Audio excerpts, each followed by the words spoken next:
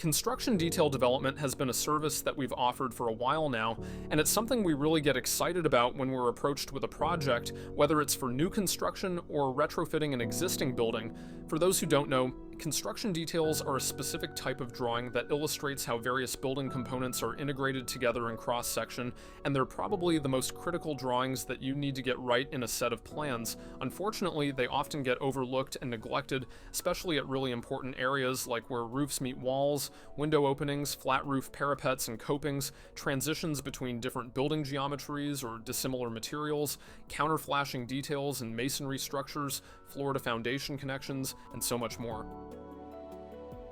In a standard set of detail drawings, we've found that a lot of the critical components get hidden by dark line work, an inadequate scale, or lack sufficient detail. I'm sure if you're a builder or a contractor, you know exactly what I mean when you flip to the detail pages, and this is a big problem because it often leaves a lot of questions and assumptions during construction and RFIs, not to mention that sometimes the details can actually place the building at a higher risk of moisture failures if things like condensation control and drainage are not taken into account. We draw all of our details at a very large scale, typically 6 inches to a foot scale, and sometimes even at 1:1 scale to show the accurate integration of all components and specifications with material compatibilities in mind. We also add a bit of color to the details to help the builder or contractor and their subs differentiate between various components, and overall it helps to eliminate a lot of the confusion around integration and implementing the details.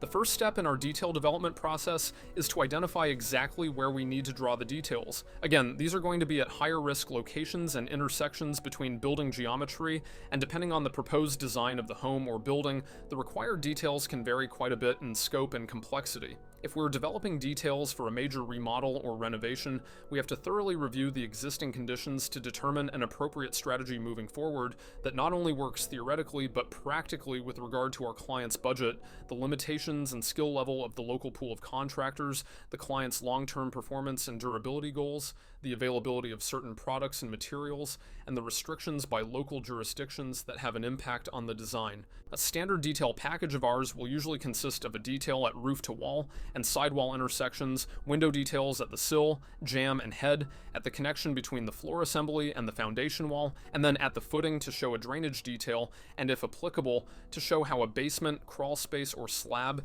is insulated, air-sealed, and conditioned. Again, this is the bare minimum in most cases, as we often have proposed building conditions in which there are a bunch of different materials intersecting that need to be supported or attached in a certain way, and that can greatly affect the detailing at those locations. For example, if we had a thin stone veneer that was installed over rigid insulation that also happened to be intersecting at a window, in which there was a transition to siding or another cladding type, we would want to detail that to make sure that nothing is being overlooked. Another example would be a saddle flashing detail at the intersection between a parapet wall and a second floor wall, or a door threshold at a rooftop deck. Once the details are fully developed, we always take the critical step of walking the contractor or builder through all assemblies and specifications. This is designed to address any implementation and integration questions that they might have, with a particular focus on sequencing, managing logistics on site, and ensuring the practical application of the details in the field. This approach helps minimize confusion and potential issues